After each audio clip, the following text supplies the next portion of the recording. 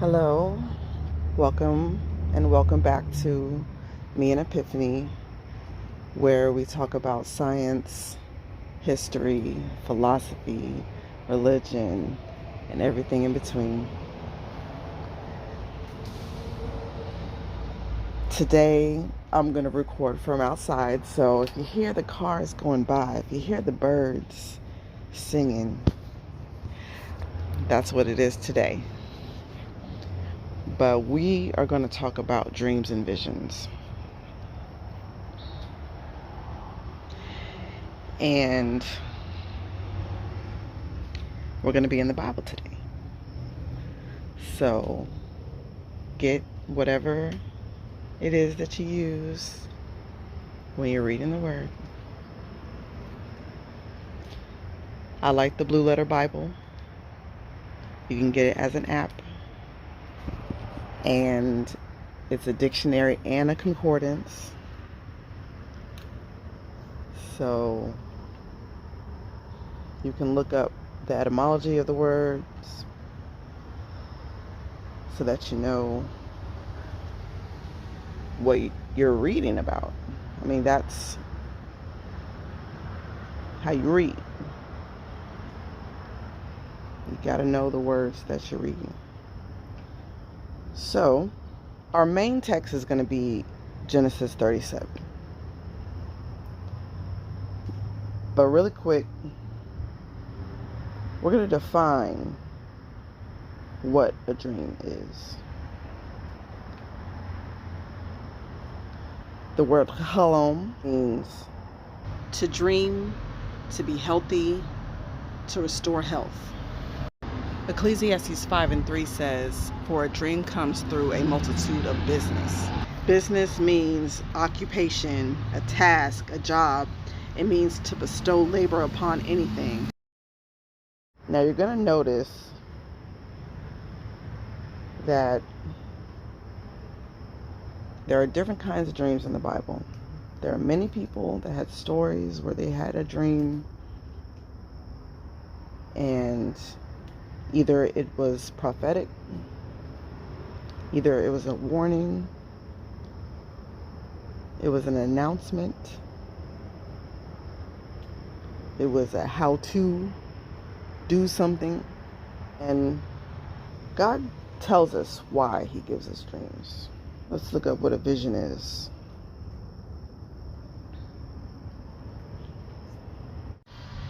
The word hizion means ecstatic state. In other words, a vision, an oracle, a prophecy, which are divine communications.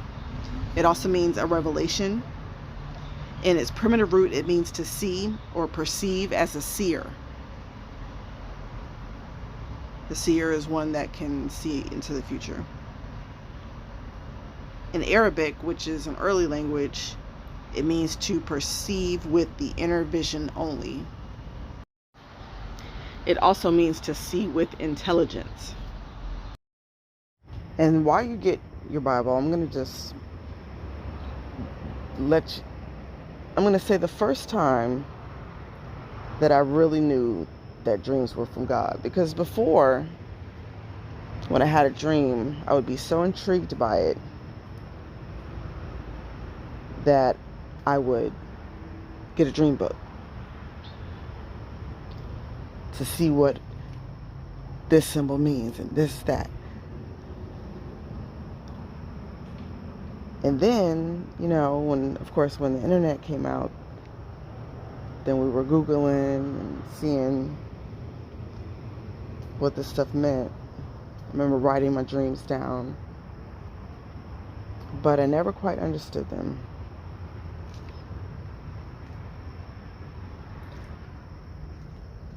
Then one night, this is a little bit after college, I was kind of just trying to make ends meet.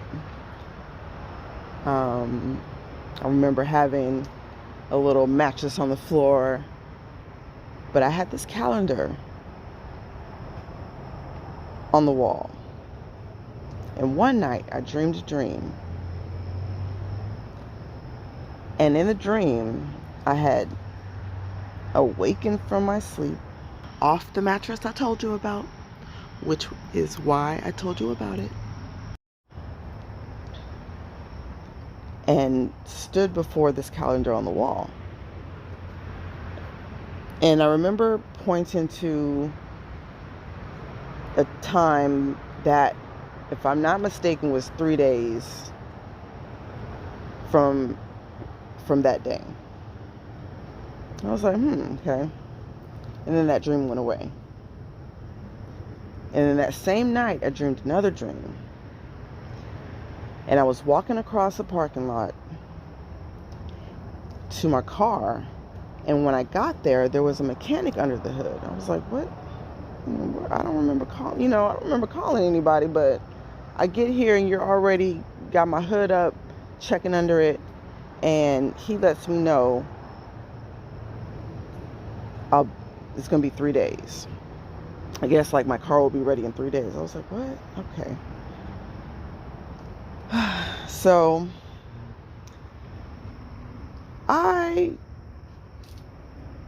if I'm not mistaken, if this wasn't the next day, then, it was definitely within that same week. I was coming home from work, and at that time I worked 30 minutes away from where I lived. So, riding down the road, I just happened to look out the left driver's side window, and there was a tire rolling down the median. It had come down the road that I was driving on. Well, I saw it when I looked out the window, so that's when I saw it. And then it traveled back behind me into the median. I was like, oh my goodness, that's strange, Then all I hear is doot, doot, doot, doot. I was like, oh. So I pull over. Come to find out that had been my tire that was traveling down the road. So, needless to say, I'm on the side of the road. I end up having to call a friend to come get me. And all I remember is that it took me 3 days before I could get another friend of mine to come over and fix my tire. And then I knew what the dream meant. So, we're going to look at this biblically. We're going to see what our dreams mean biblically. So this will be a series,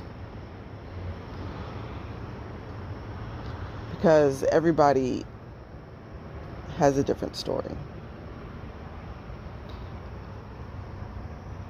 So Job 33, we're going to Job 33 and 14, which says, for God speaks once, yea, twice, yet man perceived it not. In a dream, in a vision of night, when the deep sleep falls upon men and slumberings upon the bed. Then he opens the ears of men and seals their instruction, that he may withdraw man from his purpose and hide pride from man. He keeps back his soul from the pit and his life from perishing by the sword. He is chastened also with pain upon his bed, and the multitude of his bones with strong pain. Okay. So, this is a dream. Some of you understand dreams, and some of you are getting dreams that are prophetic. Jeremiah 23:28 says, the prophet that hath the dream, let him tell a dream. And he that hath my word, let him speak my word faithfully. What is the chaff to the wheat, says the Lord. Daniel 7:1 says, in the first year of Belshazzar, king of Babylon, Daniel had a dream and visions of his head upon his bed. Then he wrote the dream and told the sum of the matters. So right there, he's telling you like the first step. Now in Joel 2, there was a call to sanctify the congregation. They saw something in the land that was causing, the Lord to wrath against them. So they again turned back, which means to repent, and decided that they were going to cleanse themselves before the Lord. And so the Lord then comes back and answers and says, okay, so I will, return to you the corn and the wine and the oil. You're going to be satisfied. You're not going to have the reproach of the heathen. You're not going to come upon you. That they didn't have to be afraid of the beasts of the field. The Lord was promising them that he was going to restore the years that the locust had eaten. He says the cankerworm and the caterpillar and the palmer worm. He calls it my great army, which I sent among you. So the Lord sends these things so that you will turn away from the wickedness that you're doing, understanding that when you are doing wickedness, then judgment is coming upon the land. I hate when people say, oh, well, mind your business. It's not you, but we all have to live in this society with you. And so if you're not acting right, then that causes me to be on the defensive.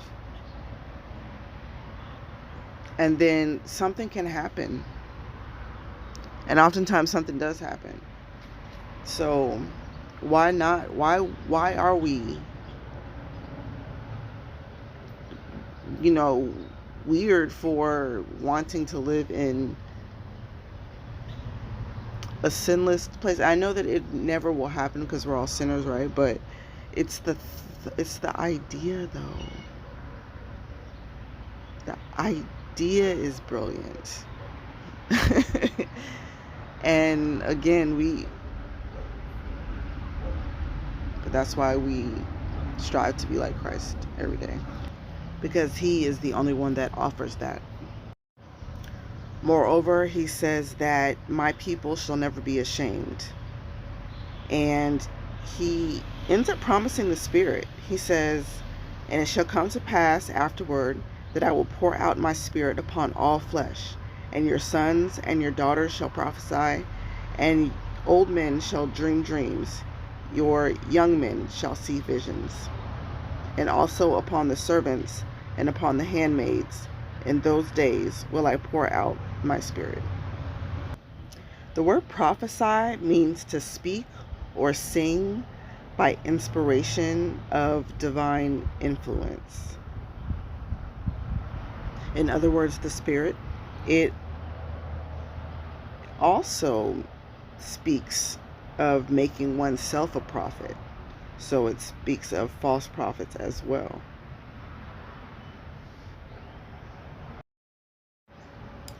Jeremiah 23:32 says, behold, I am against them that prophesy false dreams, says the Lord, and do tell them, and cause my people to err by their lies and by their lightness. Yet I sent them not, nor commanded them. Therefore they shall not profit this people at all, says the Lord. And lastly, in 1 Samuel 28, Saul has not pleased the Lord. And he's trying to inquire of the Lord. And the Lord, it says, and when Saul inquired of the Lord answered him not, neither by dreams, nor by Urim, nor by prophets. So this lets you know that dreams are a big deal. In ancient Egypt, they felt that dreams were the best way to receive divine revelation, so they induced dreams.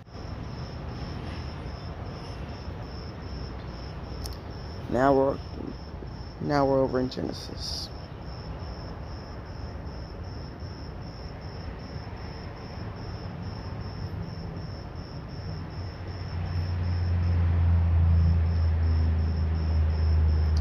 We are going to delve into Joseph's dream. Joseph is one of the 12 sons of Jacob. His mother is Rachel. Now, his father, Jacob, you hear his name when you say the God of Abraham, Isaac, and Jacob. That's Jacob. Jacob has a twin brother named Esau. But we will meet Jacob later because he has a dream of his own.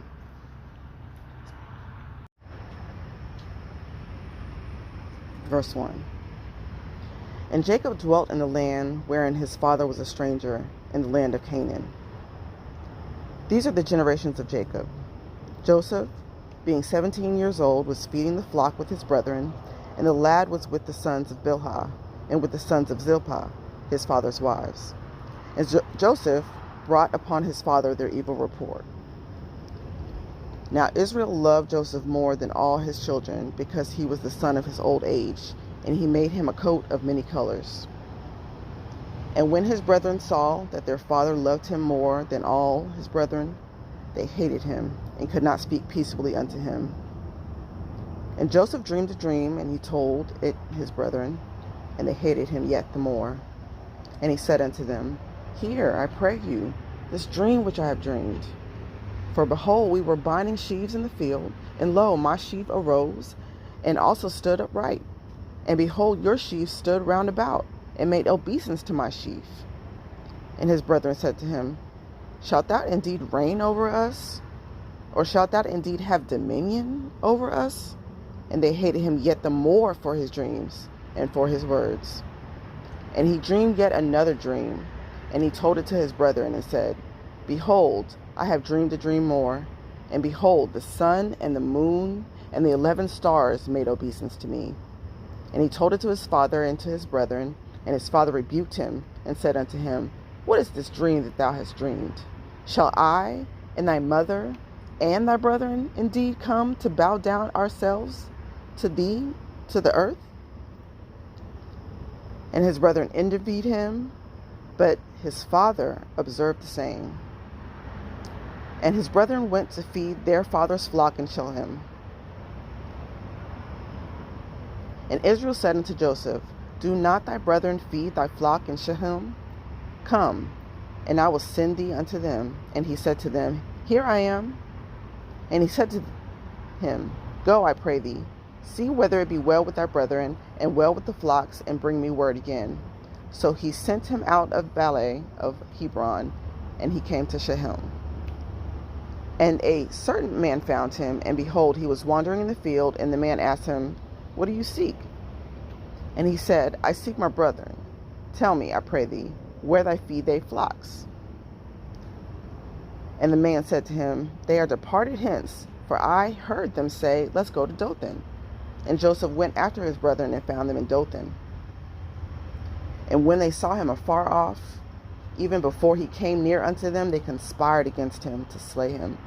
And they said one to another, Behold, this dreamer cometh. Come now, therefore, and let us slay him, and cast him into the pit, and we will say, Some beast has devoured him, and we shall see what will come of his dreams. And Reuben heard it, and he delivered him out of their hands, and said, Let us not kill him. And Reuben said unto them, Shed no blood, but cast him into the pit that is in the wilderness, and lay no hand upon him, that he might rid him out of his hands, to deliver him to his father again. So you see how Joseph's dream about the stars and what we learned about stars meaning destiny, according to high-level sorcerers, according to astrologers, and the correlation with his brother saying, we'll see what will become of his dreams. Because again, in the dream, they're bowing down. So they want to slay him so that they can, quote unquote, change his destiny. They also mention the star surrounding Jesus' birth. Okay, let's find out what happens.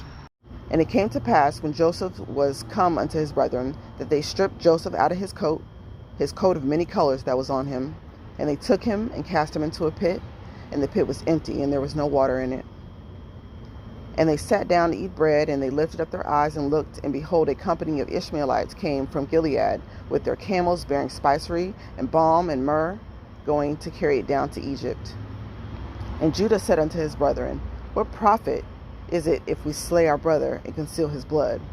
Come, let us sell him to the Ishmaelites, and let not our hand be upon him. He is our brethren, our flesh.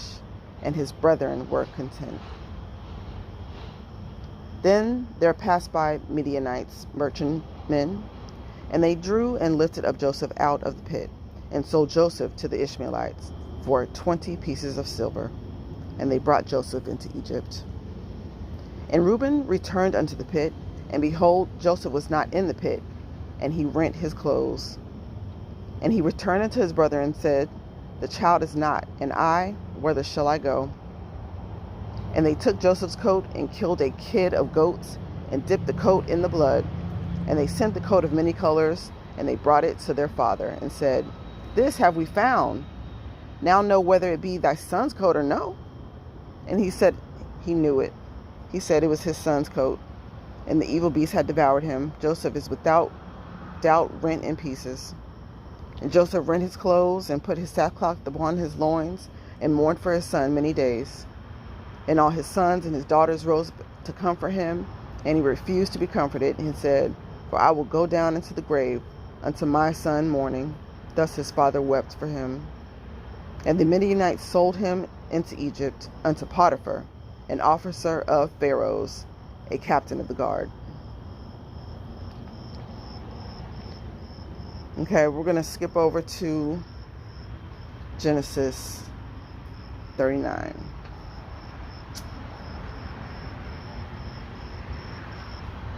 Okay, so at this point, Joseph has dreamed 2 dreams.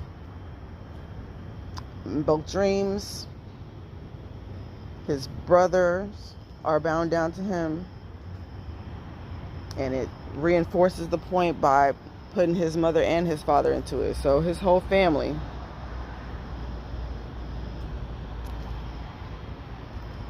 So his brothers, disliking that fact, hating him because he is the most loved by their father, decide first to kill him, but then result to just selling him.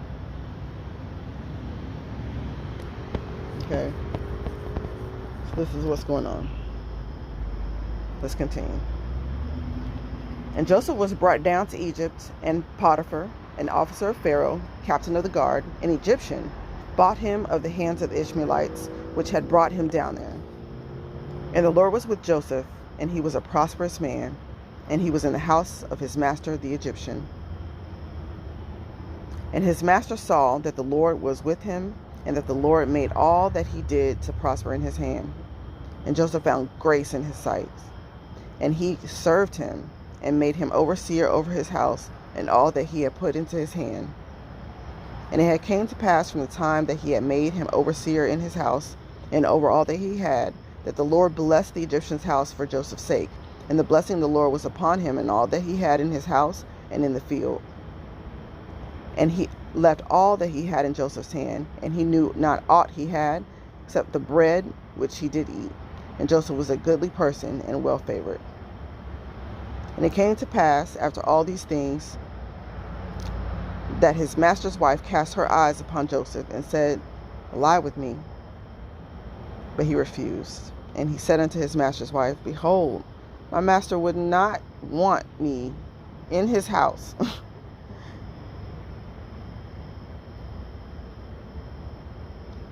My master wotteth not what is with me in this house, and he hath committed all that he hath to my hand. Means he don't have to worry about me in his house. There is none greater in this house than I, neither hath he kept back anything from me. But thee, because thou art his wife, How then can I do this great wickedness and sin against God? And it came to pass, as she spake to Joseph day by day, that he hearkened not unto her, to lie by her, or to be with her. And it came to pass about this time that Joseph went into the house to do his business, and there was none of the men of the house there with him. And she caught him by his garment, saying, Lie with me. And he left his garment in her hand, and fled, and got out. And it came to pass, when she saw that he had left his garment in her hand, and was fled forth, then she called the men of the house, and spake unto them, saying, See, he hath brought this Hebrew unto us to mock us. He came in unto me to lie with me, and I cried with a loud voice.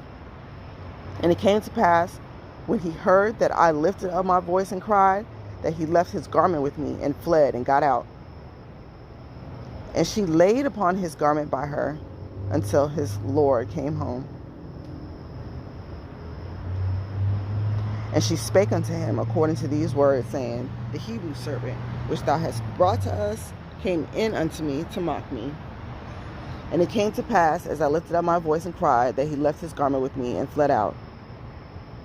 And it came to pass, when his master heard the words of his wife, which she spake unto him, saying, After this manner did thy servant to me, that his wrath was kindled. And Joseph's master took him and put him into prison, a place where the king's prisoners were bound, and he was there in prison. And the Lord was with Joseph, and showed him mercy, and gave him favor in the sight of the keeper of the prison. And the keeper of the prison committed to Joseph's hand all the prisoners that were in the prison, and whatsoever they did there, he was the doer of it.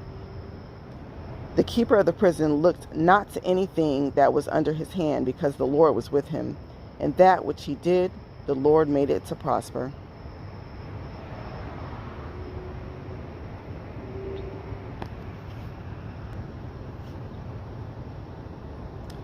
And it came to pass after these things, that the butler of the king of Egypt and his baker had offended their lord the king of Egypt.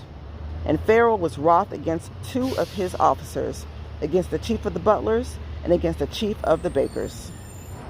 And he put them in the ward in the house of the captain of the guard, into the prison, the place where Joseph was bound. And the captain of the guard charged Joseph with them, and he served with them. And they continued a season in the ward. And they dreamed a dream, both of them, each man his dream one night, each man according to the interpretation of his dream, the butler and the baker of the king of Egypt, which were bound in prison. And Joseph came in unto them in the morning, and looked upon them, and said, Behold, and they were sad. And he asked Pharaoh's officers that were with him in the ward of his lord's house, saying, Why do you look sadly today? And they said unto him, We have dreamed a dream, and there is no interpreter of it. And Joseph said unto them, Do not interpretations belong to God? Tell me, I pray you. And the chief butler told his dream to Joseph, and said to him, In my dream, behold, a vine was before me, and in the vine were 3 branches, and it was as though it budded, and her blossoms shot forth, and the clusters therefore brought forth ripe grapes. And Pharaoh's cup was in my hand, and I took the grapes and pressed them into Pharaoh's cup, and I gave the cup into Pharaoh's hand. And Joseph said unto him, This is the interpretation of it. The 3 branches are 3 days. Yet within 3 days shall Pharaoh lift up thine head, restore thee unto thy place, and thou shalt deliver Pharaoh's cup into his hand, after the former manner when thou wast his butler. But think on me when it shall be well with thee, and show kindness, I pray thee, unto me, and make mention of me unto Pharaoh, and bring me out of this house. For indeed I was stolen away out of the land of the Hebrews, and here also have I done nothing, that they have put me into this dungeon.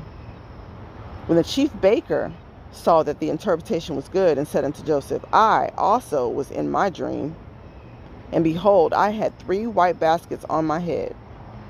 And in the uppermost basket there was a manner of all baked meats for Pharaoh, and the birds did eat them out of the basket upon my head.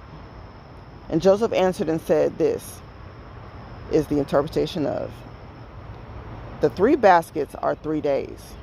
Yet within 3 days shall Pharaoh lift up thine head from off of thee, and shall hang thee on a tree, and the birds shall eat thy flesh from off of thee. And it came to pass the 3rd day, which was Pharaoh's birthday, that he was made a feast unto all his servants. And he lifted up the head of the butler, and he lifted up the head of the chief butler, and of the chief baker among his servants. And he restored the chief butler unto his butlership again, and he gave the cup unto Pharaoh's hand. And he hanged the chief baker, as Joseph had interpreted to them. Yet did not the chief butler remember Joseph, but forgot him. Did anyone else notice that in all the dreams, they were in them? They were personally in their dreams. So Joseph, the baker, and the butler, they were all personally in their dream, which I guess is to indicate that it would be happening to them. I don't know if anybody else thought that. And it came to pass at the end of 2 full years that Pharaoh dreamed, and behold, he stood by a river. And behold, there came up out of the river 7 well-favored kine and flat-fleshed, and they fed in a meadow. And behold, 7 other kine came up after them out of the river, ill-favored and lean-fleshed, and stood by the other kine upon the brink of the river. And the ill-flavored and lean-fleshed kine did eat up all the 7 well-favored and fat kine. So Pharaoh awoke. And he slept and dreamed the 2nd time. And behold, 7 ears of corn came up upon one stalk, rank and good. And behold, 7 thin ears, and blasted with the east wind, sprung up after them. And the 7 thin ears devoured the 7 rank and full ears. And Pharaoh awoke, and behold, it was a dream. And it came to pass in the morning that his spirit was troubled, and he sent and called for all the magicians of Egypt, and all the wise men thereof. And Pharaoh told them his dream, but there was none that could interpret them unto Pharaoh. Now the birds coming out. They were quiet before. Now you start to hear them. It's about 6:59 in the morning. Okay.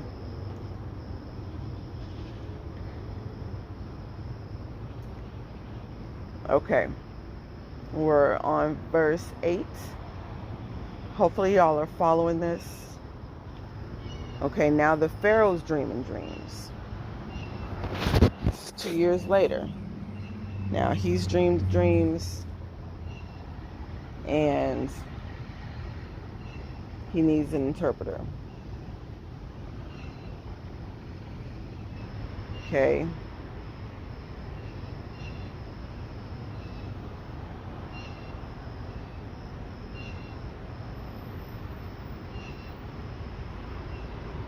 And it came to pass in the morning that his spirit was troubled, and he sent and called for all the magicians of Egypt, and all the wise men thereof. And Pharaoh told them his dream, and there was none that could interpret them unto Pharaoh. Then spake the chief butler unto Pharaoh, saying, I do remember my faults this day. And Pharaoh was wroth with his servants, and put me in the ward in the captain of the guard's house, both me and the chief baker. And we dreamed a dream in one night, and I and he. We dreamed each man according to the interpretation of his dream. And there was there with us a young man, a Hebrew, servant to the captain of the guard, and we told him, and he interpreted to us our dreams. To each man according to his dream did he interpret. And it came to pass as he interpreted to us, so it was me restored unto mine office, and him he hanged. Then Pharaoh sent and called Joseph, and they brought him hastily out of the dungeon, and he shaved himself, and changed his raiment, and came in unto Pharaoh. And Pharaoh said unto Joseph, I have dreamed a dream, and there is none that can interpret it. And I have heard say unto thee, that thou canst understand dreams to interpret it. And Joseph answered Pharaoh, saying, It is not me. God shall give Pharaoh an answer of peace. And Pharaoh said unto Joseph, In my dream, behold, I stood upon the bank of the river, and behold, there came upon out of the river 7 kine, fat-fleshed and well-favored, and they fed in a meadow. And behold, 7 other kine came up after them, poor and very ill-favored, and lean-fleshed, such as I saw in all the land of Egypt, for baldness. And the lean and the ill-favored kine did eat up the first 7 fat kine. And when they had eaten them up, it could not be known that they had eaten them, but they were still ill-favored, as at the beginning. So I awoke. And I saw in my dream, and behold, 7 ears came up in one stalk, full and good. And behold, 7 ears, withered, thin, and blasted with the east wind, sprung up after them. And the thin ears devoured the 7 good ears. And I told this unto the magicians, but there was none that could declare it to me.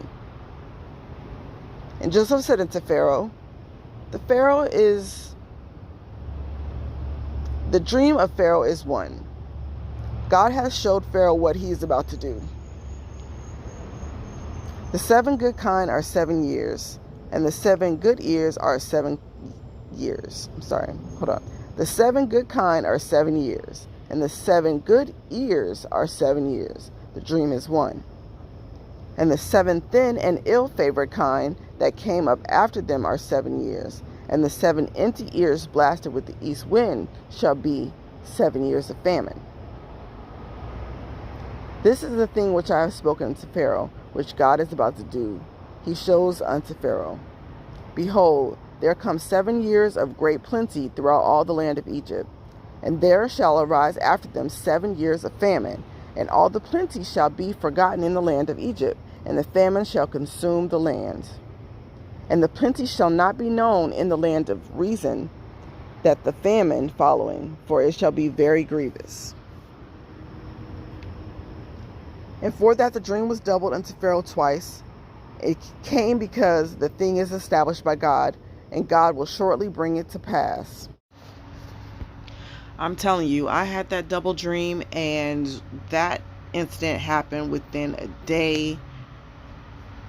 I'm serious. I think it happened the next day. Now, therefore, let Pharaoh look out a man discreet and wise, and set him over the land of Egypt. Let Pharaoh do this, and let him appoint officers of the land, and take up a 5th part of the land of Egypt in 7 plenteous years. And let them gather all the food of those good years that come, and lay up the corn under the hand of Pharaoh, and let them keep food into the cities. That the food shall be for store of the land against the 7 years of famine which shall be in the land of Egypt, that the land perish not through famine. And the thing was good in the eyes of Pharaoh, and in the eyes of all his servants. And Pharaoh said unto his servants, can we find such a one, a man whom the Spirit of God is? And Pharaoh said unto Joseph, forasmuch as God hath showed thee all this, there is none so discreet and wise as you, that thou shalt be over my house. And according unto thy word shall all my people be ruled. Only in the throne will I be greater than you. And Pharaoh said unto Joseph, see, I have set thee over all the land of Egypt. And Pharaoh took off his ring from his hand, and put it into Joseph's hand, and arrayed him with the vestures of fine linen, and put a gold chain about his neck. And he made him to ride in the 2nd chariot which he had, and they cried before him, bow the knee, and he became a ruler over all the land of Egypt. And Pharaoh said unto Joseph, I am Pharaoh, and without thee shall no man lift up a hand or foot in all the land of Egypt. And Pharaoh called Joseph's name Zaphnath-Paneah. Let's find out how to say that, because I know I just checked that all up. Okay, let's hear what it says. Strong's H 6847. Zaphnath-Paneah. Zaphnath-Paneah. Paneah. Zaphnath-Paneah. Second entry. Paneah. Paneah. Okay. So that is Joseph's name. Okay, given by the Pharaoh. And he gave him a wife, Azapnath, the daughter of Potiphar, priest of On. And Joseph went out over all the land of Egypt. And Joseph was 30 years old when he stood before Pharaoh, king of Egypt. And Joseph went out from the presence of Pharaoh and went throughout all the land of Egypt. And in the 7 plenteous years the earth brought forth by handfuls. He gathered up all the food of the 7 years which were in the land of Egypt, and laid up the food in the cities, and the food of the field, which was round about every city, laid he up in the same. And Joseph gathered corn as in the sand of the sea, very much, until he left numbering, for it was without number. Now when Jacob saw that there was corn in Egypt, Jacob said unto his sons, Why do you look one upon another? And he said, Behold, I have heard that there is corn in Egypt. Get ye down there, and buy for us from there, that we may live and not die. And Joseph's 10 brethren went down to buy corn in Egypt. But Benjamin, Joseph's brother, Jacob sent not with his brethren, for he said, Lest peradventure mischief befall him. And the sons of Israel came to buy corn among those that came, for the famine was in the land of Canaan. If you don't know, Jacob is Israel. His name was changed after he got into a wrestling match with a man one night, and it prevailed all night long to the point where the man even had to touch the hollow of Jacob's thigh and put it out of joint, and Jacob still wrestled with him. So the name Israel means to strive, or he who wrestles with God. And Joseph was the governor over all the land, and it was that sold to all the people of the land. And Joseph's brethren came and bowed down themselves before him with their faces to the earth. And Joseph saw his brethren, and he knew them, but made himself strange unto them, and spake roughly unto them. And he said unto them, Whence come ye? Meaning, where do you come from? And they said, From the land of Canaan, to buy food. And Joseph knew his brethren, but they knew him not. And Joseph remembered the dreams which he dreamed of them, and said unto them, Ye are spies, to see the nakedness of the land. Ye are come. And the famine was sore in the land. And it came to pass, when they had eaten up the corn which they had brought out of Egypt, their father said unto them, Go again, buy us a little food.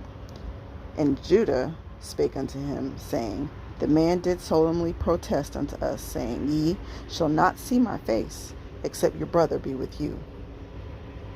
If thou wilt send our brother with us, we will go down and buy thee food. But if thou wilt not send him, we will not go down. For the man said unto us, Ye shall not see my face, except your brother be with you. And Israel said, Wherefore dealt ye so ill with me, as to tell the man whether ye had yet another brother? And they said, The man asked us straitly of our state and of our kindred, saying, Is your father yet alive? Have ye another brother? And we told him according to the tenor of these words. Could we certainly know that he would say, Bring your brother down? And Judah said unto Israel his father, Send the lad with me, and we will arise and go, that we may live and not die, both we and thou, and also our little ones. I will be surety for him. Of my hand shalt thou require of him. If I bring him not unto thee, and set him before thee, then let me bear the blame forever. For except we had lingered, surely now we have returned the second time. And their father Israel said unto them, If it be so now, do this. Take the best fruits in the land in your vessels, and carry down the man a present, a little balm and a little honey, spices and myrrh, nuts and almonds. And take double money in your hand, and money that was brought again in the mouth of your sacks, carry it again in your hand. Peradventure it was an oversight. Take also your brother, and arise, go again unto the man. And God Almighty give you mercy before man, that he may send away our other brother and Benjamin. That he may send away your other brother and Benjamin. If I be bereaved of my children, I am bereaved. And the men took that present, and they took double money in their hand and Benjamin, and rose up, and went down to Egypt, and stood before Joseph. And when Joseph saw Benjamin with them, he said to the ruler of his house, Bring these men home, slay, and make ready, for these men shall dine with me at noon. And the man did as Joseph bade, and the man brought the men into Joseph's house. And the men were afraid because they were brought into Joseph's house. And they said, Because of the money that was returned in our sacks at the time we brought in, at the first time are we brought in, that he may seek occasion against us, and fall upon us, and take us for bondmen and our asses. And they came near to the steward of Joseph's house, and they communed with him at the door of the house, and said, O sir, we came indeed down at the first time to buy food. And it came to pass, when we came to the inn, that we opened our sacks, and behold, every man's money was in the mouth of his sack, our money in full weight, and we have brought it again in our hand. And the other money have we brought down in our hands to buy food. We cannot tell who put our money in our sacks. And he said, Peace be to you, fear not, your God, and the God of your father hath given your treasure in your sacks. I have had your money. And he brought Simeon out unto them. And the man brought the men into Joseph's house, and gave them water, and they washed their feet, and he gave their asses provender. And they made ready the present against Joseph, came at noon.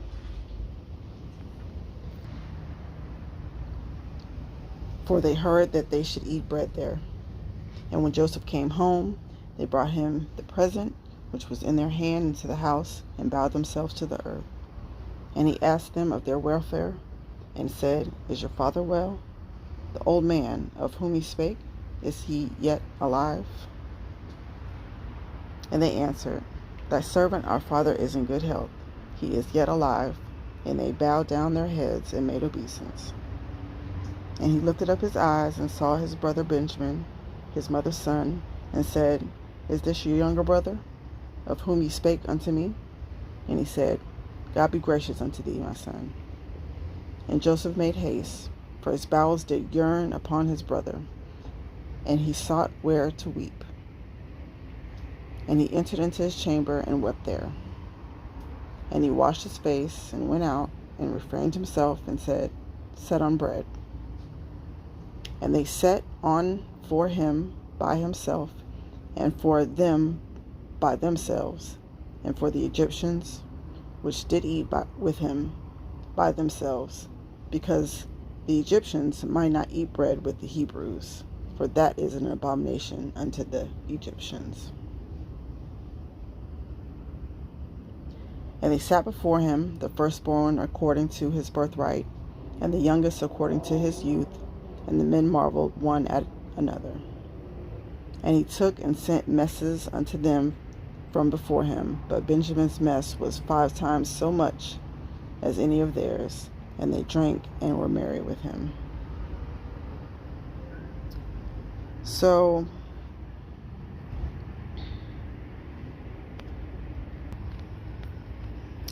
and he commanded the steward of his house, saying, Fill the men's sacks with food, as much as they can carry, and put every man's money in his sack's mouth.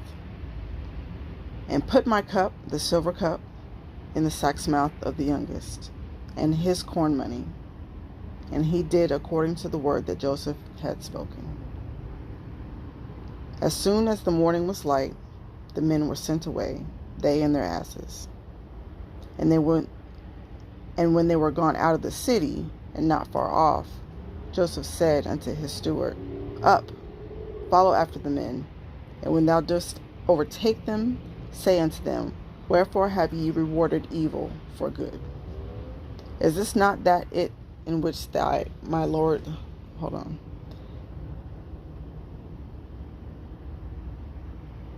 Is not this it in which my Lord drinketh, and whereby indeed he divineth? Ye have done evil in so doing. And he overtook them, and he spake unto them these words. And they said unto him, Wherefore saith my Lord these words? God forbid that thy servants shall do according to this thing. Behold, the money which we found in our sack's mouth we brought again unto thee out of the land of Canaan. How then should we steal out of thy Lord's house silver or gold? With whomsoever thy servants it be found, both let him die, and we also will be my Lord's bondsmen. And he said, Now also let it be according unto your words. He with whom it is found shall be my servant, and he shall be blameless.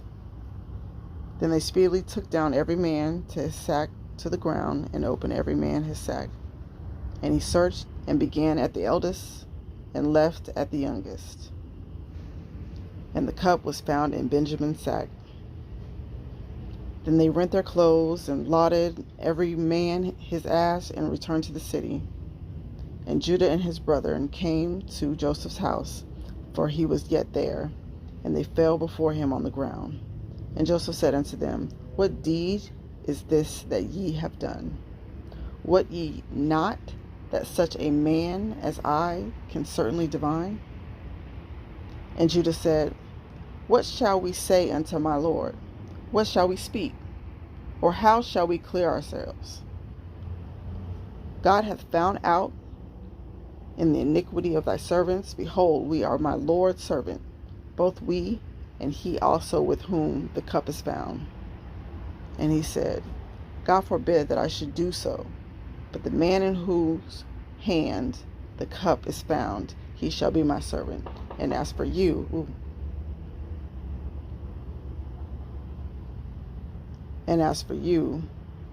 get it up in peace unto your father. The Judah came near unto him, and said, O my Lord, let thy servant, I pray thee, speak a word in my Lord's ear, and let not thine anger burst against thy servant. For thou art even as Pharaoh. My Lord asked his servant, saying, Have ye a father or a brother? And we said unto my Lord, We have a father, an old man, and a child of his age, a little one, and his brother is dead. He alone is left of his mother, and his father loved him. And thou sayest unto thy servants, Bring him down unto me, that I may set my eyes upon him. And we said unto my Lord, The lad cannot leave his father, for if he shall leave his father would die. And thou sayest unto thy servants, Except your youngest brother come down with you, ye shall see my face no more. And it came to pass, when we came up unto thy servant my father, we told him the words of my Lord. And our father said, Go again and buy us a little food. And we said, If our youngest brother be with us, then we will go down, for we may see the man's face, except our youngest brother be with us. And thy servant my father said unto us, Ye know that my wife bare me 2 sons. And the one went out from me, and said, Surely he is torn into pieces, and I saw him not since. And if ye take this also from me, and mischief befall him, ye shall bring down my gray hairs with sorrow to the grave.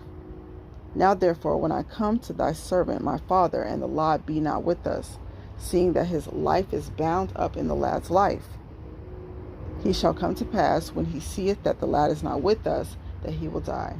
And thy servant shall bring down the gray hairs of thy servant our father with sorrow to the grave. For thy servant became surety for the lad unto my father, saying, If I bring him not unto thee, then I shall bear the blame to my father forever. Now therefore I pray thee, let thy servant abide instead of the lad, a bondman to my Lord, and let the lad go up with his brethren. For how shall I go up to my father, and the lad be not with me? lest peradventure I see the evil that shall come on my father.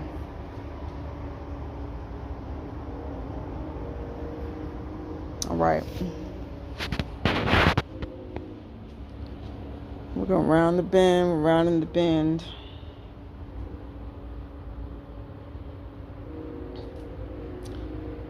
Then Joseph could not refrain himself, because before all them that stood by him, and he cried, because every man to go out from me.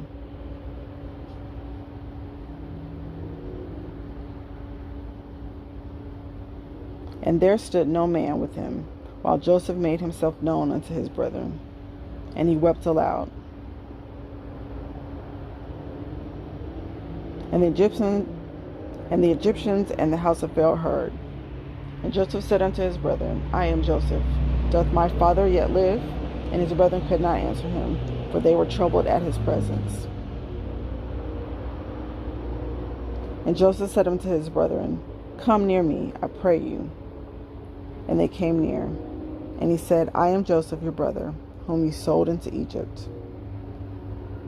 Now therefore be not grieved, nor angry with yourselves that ye sold me hither. Nor angry with yourselves that you sold me hither. For God did send me before you to preserve life. For these 2 years hath the famine been in the land, and yet there are 5 years in which there shall neither be earning nor harvest. And God sent me before you to preserve you a posterity in the earth, and to save your lives by a great deliverance. So now it was not you that sent me here, but God, and he hath made me a father to Pharaoh, and the Lord of all his house, and a ruler throughout all the land of Egypt. Haste ye, and go up to my father, and say unto him, Thus saith thy son Joseph, God hath made me Lord of all Egypt. Come down unto me, tarry not. And thou shalt dwell in the land of Goshen, and thou shalt be near unto me. And thou and thy children, and thy children's children, and thy flock, and thy herds, and all that thou hast. And there will I nourish thee.